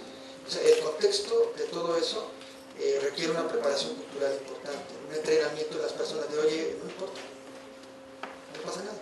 O sea, es cierto, tú definiste esto, pero ¿por qué no hacer lo que dices tú? O sea, y eso como que es más humano, ¿no? Es más, es lo que traemos, esos demonios que traemos dentro, que además no son demonios, sino es una forma de ser de años, que poco a poco tendremos que ir trabajando para que esos miedos se relajen y entonces sí estas reuniones tengan mucho éxito. Porque imaginemos que invitamos a este chico, es una idea brillante, le dicen que sí, pero al final no se termina implementando. ¿Qué impacto va a tener en ese momento? El solo hecho de que lo escuchen ya es ganancia. Sí, no, sí, claro, pero si su idea se lleva a cabo, y seguramente se va a ver mucha fuerza, ¿no? Y lo va a hacer mejor la siguiente vez. Eso, o sea, hay cosas que inhiben la participación y la creación de valor, y otros que potencian, ¿no? Eso es un pequeño detalle como ese, ¿no? Decir, oye, están escuchándome, mi voz, y ahora imagínate que es mujer, que nosotros estamos percibiendo mucho la participación de la mujer, de la equidad, y mi organización les va a hacer muy posible, porque voy a tener no solo a ellas, sino voy a tener a muchas personas queriendo, exactamente, queriendo empujar. ¿Sí? Entonces, como veíamos, es esto, ¿no? Que comentábamos, creo que ahorita, ¿no? Premiar colectivamente los logros innovadores, ¿no? Desde una perspectiva no piramidal. Y esto es un trabajo de años, ¿no? De cómo logro convencer a mi organización que nos va a ir bien y que no todos nos tenemos que llamar directores. ¿Sí? Estimular la búsqueda de nuevos caminos, el aporte de ideas creativas, promover la visión de los problemas como retos. O sea, yo no tengo problemas, tengo retos, que suena lo mismo, pero en realidad es un tema neurocientífico que es importante. Valorar la capacidad de desarrollar a los miembros del equipo y retar a la organización a crecer. Entonces, ponernos retos, de decir, oye, ya detectamos que aquí tenemos un área de oportunidad y la vamos a solventar en los siguientes 3 años. Y entonces las mentes creativas, que no importa la edad, no importa el nivel de preparación, empiezan a trabajar de manera colectiva en eso. Entonces, yo lo digo esto desde una perspectiva como esta, ¿no? De decir, oye, ya no trabajo como con esta programación natural, ¿no? Sino me quito esa programación natural y empiezo a interactuar. Pero por eso vuelvo a lo mismo, necesitamos una organización madura, orientada a resultados. Porque si de repente empiezo a tener gente que empieza a hacer las cosas como ellos quieren, como ellos creen, sin trabajar en lo colectivo y con una visión clara de un rumbo bajo un plan estratégico, pues puedo perder el rumbo de la organización también. Entonces necesito la gestión del cambio que me va llevando paso a paso para hacer crecer. ¿Qué necesita crecer después de esta plática? ¿Quién necesita crecer para lograr la innovación? Nosotros necesitamos crecer en nuestras capacidades, no solo técnicas, tecnológicas, es ese concepto del bien común, es supeditar el interés general siempre sobre el particular. ¿Sabían ustedes que esa filosofía de poner interés particular sobre el general es el origen de la corrupción? Sí, o sea, yo veo 3 manzanas aquí, ya es una para mí, para mi familia, oye, ¿y los demás? Que lloren en su casa, que lloren en la mía, lloren en su casa, yo ya tengo las 3 manzanas que son para mi familia, y no sabía que esas manzanas eran para plantar los árboles que yo iba a dar de comer a mi familia dentro de 20 años. No, pequeño detalle. Y ese es el concepto del bien común. Entonces, esta innovación tendríamos que ser capaces de impulsar a nuestra organización a que salte a una piscina que nosotros mismos hemos construido. No sé si han escuchado el libro de la estrategia del Océano Azul. ¿Sí? ¿Quién sí ha escuchado la estrategia del Océano Azul? ¿Sí? Yo les recomiendo mucho que lo lean. Es eso, no tiene sentido estarnos peleando en el Océano Rojo. Eso no es lo que hace. ¿Eh? ¿Es el mercado que cada libro para poder innovar o darle un uso a un producto que ya está? Sí, pero tú lo generas. Tú generas tu Océano Azul. Entonces, de aquí, esta lámina la vuelvo a poner para que no se nos olvide la filosofía de lo que estamos persiguiendo, que es crear valor. Eso es algo muy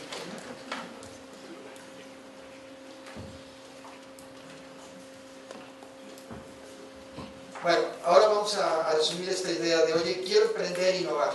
¿Por dónde comienzo? Entonces, aquí les voy a poner esta reflexión. No sé si la han escuchado, la reflexión de la oportunidad, la publiqué en Facebook ahorita de la semana cuando lo vi. Decir, oye, el que no quiso cuando pudo, no podrá cuando quiera. Atentamente la oportunidad. Postdata, Kodak, remember the Alan, ¿no? Y es un poco eso, ¿no? Y creo que a muchas empresas les ha pasado eso. Otro de los puntos que veíamos es, y ustedes lo comentaron, es conocer el contexto. ¿Sí? Y este contexto es muy importante. Pero este contexto, verlo desde una perspectiva metodológica. Este es un modelo de negocios, es el modelo Canvas, no sé si ya lo habían visto. ¿Sí? Entonces, hacia afuera tengo toda la visión del cliente, al centro tengo el producto o servicio, que es el valor que entrego, y hacia acá tengo a los colaboradores, proveedores, mis costos y mis ingresos. Entonces, cuando yo digo conocer el contexto, es que tengo que conocer el mercado y tengo que conocer la empresa que quiero formar o que yo ya tengo formada. Cualquiera de las dos. Entonces, si yo quiero emprender en el mercado de la robótica, tendría yo que conocer, oye, cómo está el mercado de la robótica, qué están haciendo las empresas, cómo están generando dinero, ¿sí? Cuáles son las relaciones, cómo están distribuyendo los productos, para qué están haciendo robots, en dónde están ganando. Antes de aventurarme solo al hecho de decirles que yo ya hice un gran robot, está muy fácil. Por eso es que el emprender nunca había sido tan fácil hoy. Se dice que en la actualidad nunca había sido tan fácil emprender, pero también nunca había costado tanto trabajo sacar adelante una empresa. ¿Por qué? Porque es mucho más profundo lo que sabemos que. O sea, no es que sea imposible, pero sí tenemos que estar como muy claros en todo lo que tengo que ver para poder tener éxito. También ver un poco el tipo de innovación que voy a buscar, cómo es que lo que platicábamos, que de este aparatito, que a lo mejor el león no es como lo pinta, la visión de lo que yo creía que era el éxito de Apple, a lo mejor es mucho más complejo. O sea, hizo muchas más cosas que un aparatito bonito, que se toma fotos y escuchas videos y te conectas, ¿no? Hay más cosas. Pues. Integró a más actores. Si lo vemos en este modelo de negocios, sus clientes y sus proveedores, y aquí están los aliados, los stakeholders, innovó en varios elementos de esto. ¿Sí? La manera en que entrega el servicio, pues, si lo ven, sí se merece el éxito, como que sí le echó, como que el señor sí era muy inteligente. ¿Ustedes qué piensan? ¿No? Como que sí le echó coco, ¿verdad?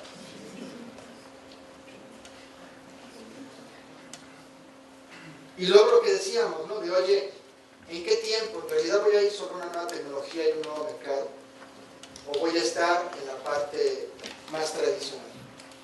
Entonces seguramente aquí podría hacerlo en menos tiempo, con menos dinero, y si me voy moviendo hacia acá, yo tendré que tener claro, por ejemplo, si soy un emprendedor, que si yo me muevo hacia acá, va a ser bien difícil que yo termine con más del 30% de las acciones de la empresa. ¿Por qué?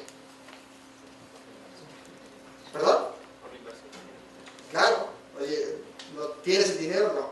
Ah, bueno, vas a tener que sacrificar acciones. Entonces creo que este chico de Facebook, que hizo una excelente negociación, tiene el 35% de las acciones. Y se dice que hizo una excelente negociación, porque en general es menos del 20% lo que se quedan los fundadores de las acciones. Entonces no nos dé miedo entregar acciones. ¿A cambio de qué?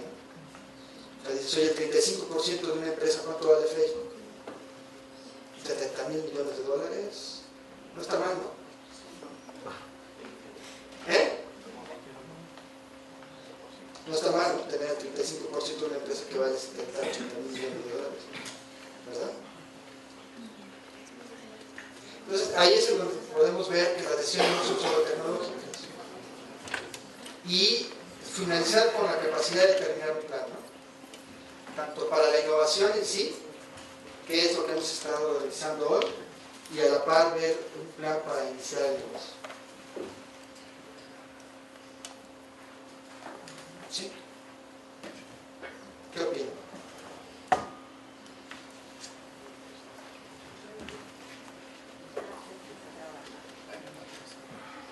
¿Sí? No sé si tengan algún comentario. Adelante, adelante. A los chinos, ¿cómo los ves ahí en tu plano ahí de innovadores, seguidores? ¿Cómo ves la experiencia en China? Porque si bien tu vista están todos los norteamericanos, ¿no? Fíjate que en el instituto venimos a dar una plática sobre China. Yo en mi tesis de maestría puse al inicio una frase que fue de Deng Xiaoping, que decía gato negro, gato blanco. A mí no me importa, lo importante es que case ratones. Y esa frase la dijo a finales de los 60, cuando Deng Xiaoping se le cuestionó que con el nuevo plan que estaba planteando a finales de los 60 iba prácticamente a desmantelar la visión comunista de China. Y él dijo, oigan, pero es que yo tengo la responsabilidad de mantener a más de 1.000 millones de personas. Y a lo mejor no sé si lo recordemos, pero China venía de las grandes hambrunas de Mao, que fue todo un tema en donde en realidad el mundo no sabe cuánta gente murió, pero fue terrible. Entonces cuando llega el siguiente dirigente dice, oye, es que no puedo permitir que eso pase. Entonces China establece una estrategia vista en el tiempo. Entonces empiezan a finales de los 60, ellos empiezan a generar la industrialización del país, con una visión de transformar las grandes zonas agrícolas en zonas industriales, que lo han logrado.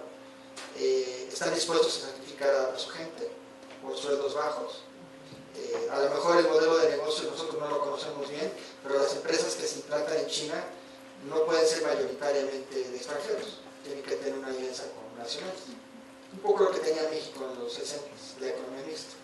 Pero no era no solo eso, sino que los empresarios están obligados a darle techo y comida y vestido a las personas, que era una obligación del Estado. Y el Estado se quedaba con la obligación de la educación. Bueno, entonces, si tú trabajabas en una empresa o trabajas en una empresa, la empresa no solo te paga el sueldo, sino que además tiene la obligación de ponerte donde vivir y qué comer. Entonces, si tú lo ves, es un modelo pues, muy exitoso, desde una perspectiva además nacionalista, ¿no? O sea, que lo hizo gente que en realidad quiere a su nación. Lo sacrificó durante 30, 40 años, pero creo que pues, la perspectiva es que en los próximos 20 ellos sean la economía más importante del mundo. O sea, ya la duda no es que si ellos van a ser, o sea, el mundo dice es que ellos van a ser la economía más importante del mundo. Lo que no se sabe es cuándo, en realidad, va a ser dentro de 15 o dentro de 30, ¿no? Pero lo que es cierto es que sí va a ser. Entonces, si lo ves, hay una combinación interesante, ¿no? De gente que en realidad quiere a su país, que en realidad hicieron acciones concretas, viéndolo en el tiempo, estuvieron dispuestos a sacrificar erradicarse durante varios años, porque sí hubo mucho sacrificio desde China durante prácticamente 40 años, pero hoy ya tienen naves espaciales. Entonces, cuando ya tienen naves espaciales y están compitiendo con las grandes empresas tecnológicas del mundo, pues creo que ya se fueron moviendo esa curva de ser de los que llegaban tarde, porque históricamente China también llegaba tarde, a estar ya prácticamente entre los primeros adoptadores o creadores. Entonces, si lo ves, su estrategia fue pues muy bien llevada, no solo en términos de la tecnología, sino del cambio, ¿no? Cómo fueron cambiando a su propia gente, la fueron educando en el tiempo para que esté lista ahora. Hace como 10 años yo escuché que bueno, China había adaptado el inglés como el próximo lenguaje de negocios en su nación. Entonces el primer ministro chino de aquel entonces presumía que había más chinos estudiando inglés que sajones en las escuelas estudiando inglés. Dice, yo tengo más chinos ahorita aprendiendo inglés que todos los países sajones en sus escuelas primarias y secundarias aprendiendo inglés. Entonces, si lo ves, creo que sí es de reconocer ese modelo que han adoptado. Y principalmente el cariño por su nación, ¿no? O sea, a sus directivos, con todo y que han agarrado gente corrupta y lo que sea, pero vamos, lo que han hecho sí es impresionante. Al menos a mí me impresiona mucho en muchos aspectos.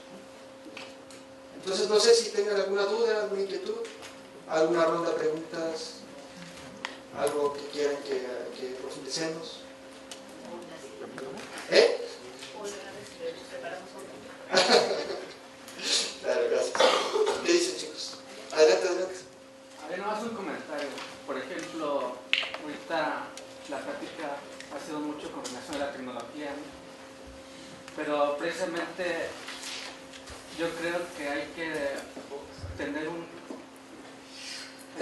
un ambiente para que se dé todo eso.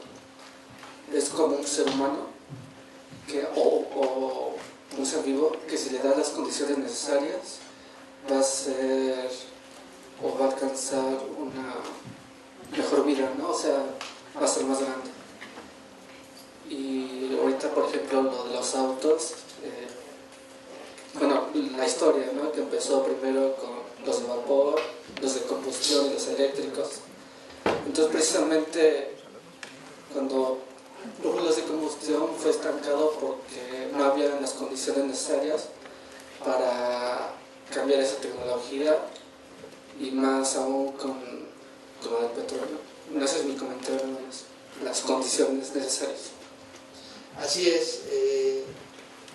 Mira, yo creo que tienes razón, pero sí hemos mencionado un poco que a nuestra generación le corresponde hacer ese sacrificio. O sea, tenemos que tenerlo claro. O sea, nuestro país no tiene los recursos que tiene Alemania o que tiene Japón o China hoy.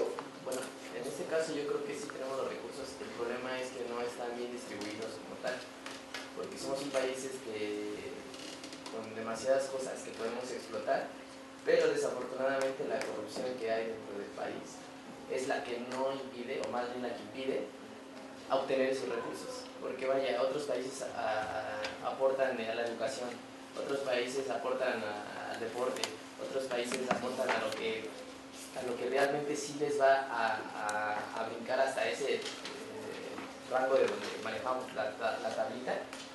Y en México, ¿en qué apostamos? ¿Hay escuelas?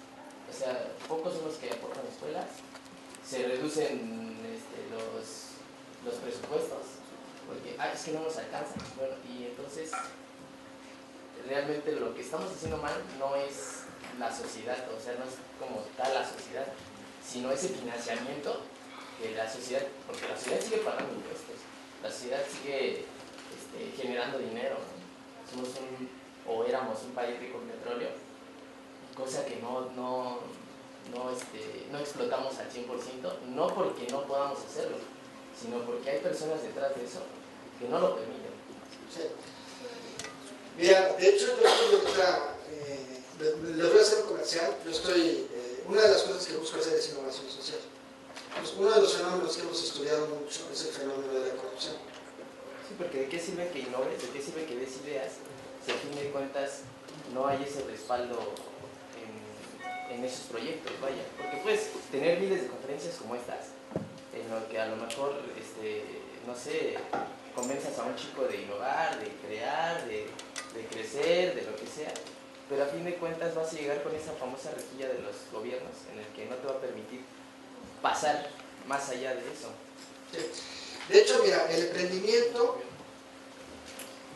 precisamente lo que te busca formar es en cómo tú logras superar esas barreras. Sí, y las barreras ideológicas son intrínsecas en la naturaleza humana. ¿Sí? Cuando te metes más al fenómeno de la corrupción y de la cultura, nos damos cuenta que la corrupción que tiene nuestra nación es cultural. O sea, no es solo una persona.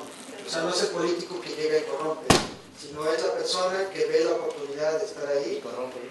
Bueno, y lo permite. No lo era, y a lo mejor antes no criticaba, y llega. Y ahora lo fomenta. Y ahora lo fomenta. Sí. Pero, por ejemplo, también yo creo que a veces nos falta un poco más de visión, de buscar.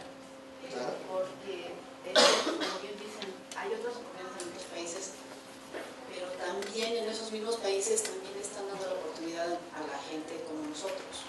Entonces, a lo mejor eso es lo que nos falta, tener ese tipo de ambición, de buscar otros canales, otras formas, aunque no sea nada más el gobierno, y estamos esperando que el gobierno lo haga, pero pueden haber empresas que estén interesadas también. Entonces, yo creo que nos falta esa parte, que somos muy apáticos y queremos nada más estar en nuestra línea de confort y no romper ello. Lo digo por mí, cuando me tocó el servicio social, en lugar de buscar como una buena oportunidad, inclusive encontrar un empleo, mejor prefería hacer algo nada más para cumplir la meta, lo que nos habían propuesto, pero ¿y qué más? O sea, allí es, creo que mucho la actitud, como decían, lo que nos está faltando, ¿no? Sí. Yo quería comentar algo. Muchas veces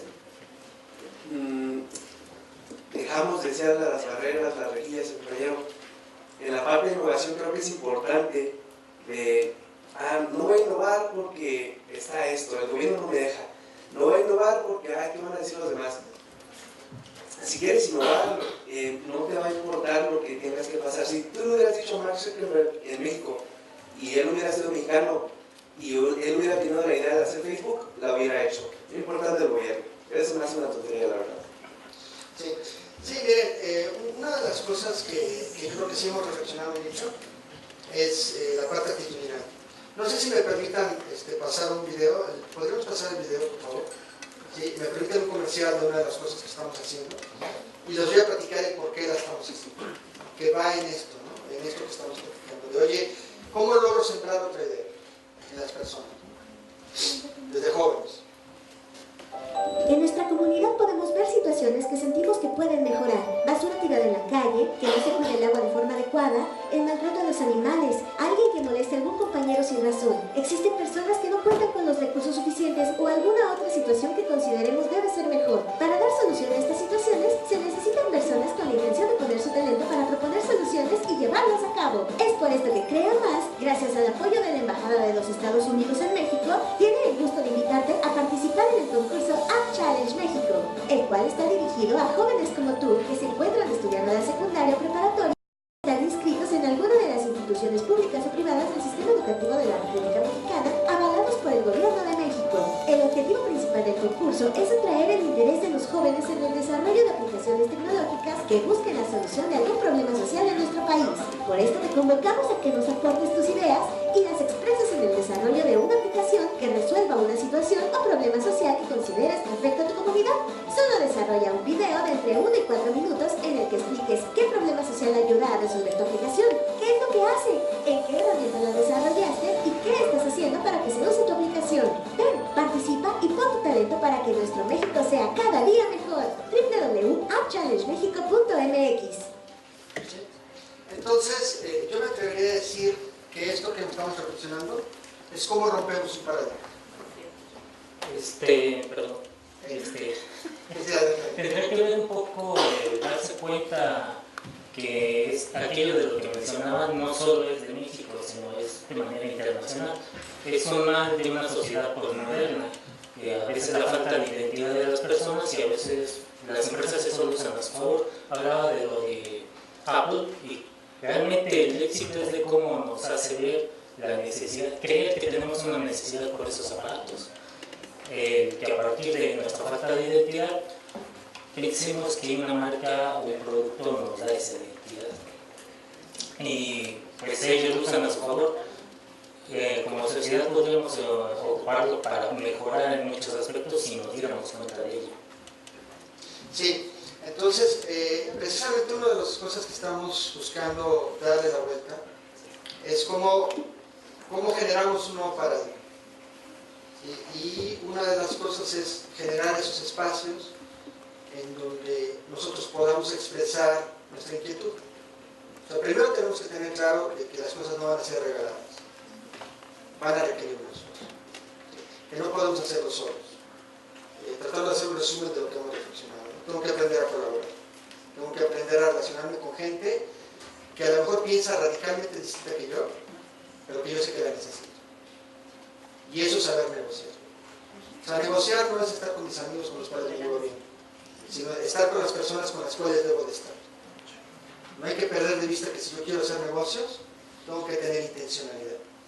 O sea, cada cosa que hago tiene una intención.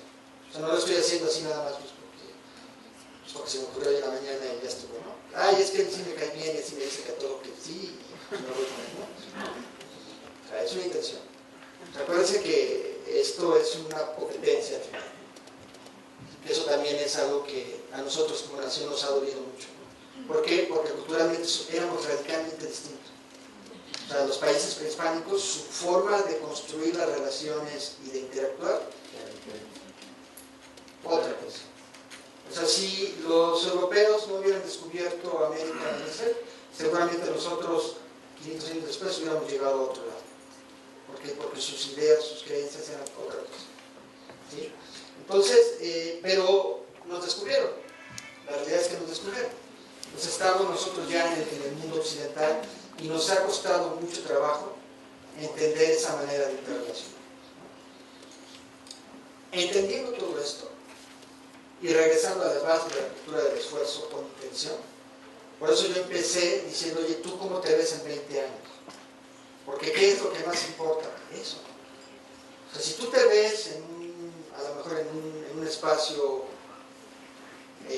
rural, en un bosque, sembrando con una casa, y esa es tu forma de estar bien, lucha por ello. Porque eso es lo que importa. Tú eres una individualidad y vas a luchar por tener tu espacio en una montaña, en una cabañita, en donde haga una casa autosustentable. Te podemos recomendar muchos libros de cómo hacer una casa autosustentable con poco dinero, y tú vas a estar contento ahí, ya la hiciste. Oye, no, yo quiero hacer alta tecnología y sueño con ganar un premio Nobel. Ah, bueno, eso es otro camino. Entonces, eso requiere otro esfuerzo. Eso es el primer paso. O sea, que te visualices en el tiempo de, oye, mi sueño es este. Y que tú vas a luchar por eso para conseguirlo. La idea de esto que estamos nosotros promoviendo y del concurso que estamos haciendo con chicos de secundaria es promoverlo desde una perspectiva de un fair play, ¿no? O sea, a mí no me preocupa que tú ganes mucho dinero, pero no contamines el río. Oye, no me preocupa que ganes mucho dinero, no corrompas a las autoridades. Oye, no esclavices a las personas. O sea, el problema no es el dinero, sino la manera en que lo estamos ganando. O sea, ese es el gran tema que tú decías alrededor de la corrupción, ¿no?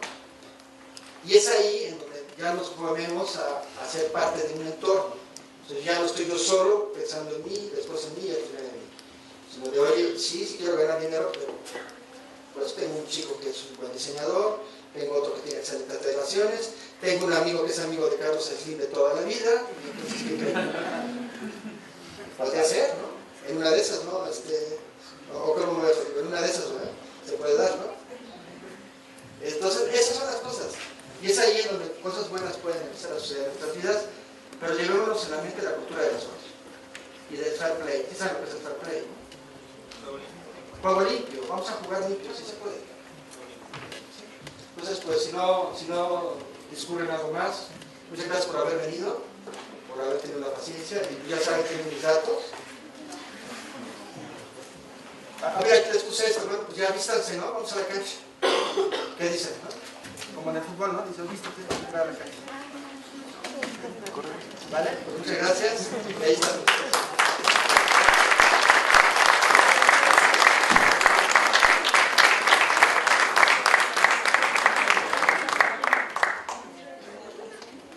agradecemos.